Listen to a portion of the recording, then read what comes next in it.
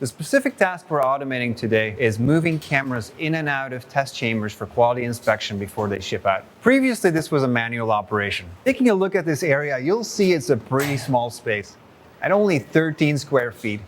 This is a great fit for Mantis robots because they can work in tight spaces without fencing or guarding. Comparatively, an industrial robot would need at least 4 times the same space to include fences for safety. Now I'll explain what this robot is doing.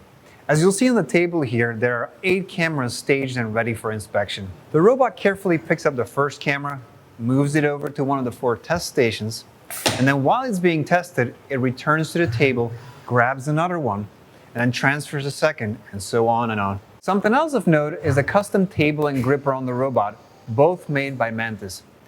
I should also mention the uniqueness of our programming, which is shown here on this monitor. Our robots use code-free programming with Mantis Studio deployment software, which has digital twin and real-world modeling features. You can see the digital twin on the screen, which essentially creates a virtual replica of the robot and its environment, allowing for simulation of the real-world process. With these programming features, our robots can be programmed for most applications in under 60 minutes.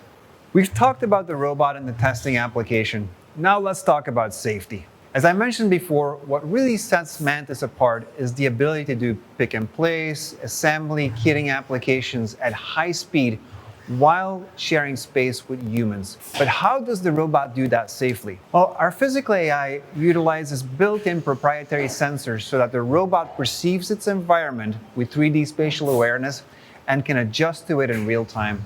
Watch now how the robot slows down as Nick enters its space. Now as he walks out again, watch how the robot speeds up again.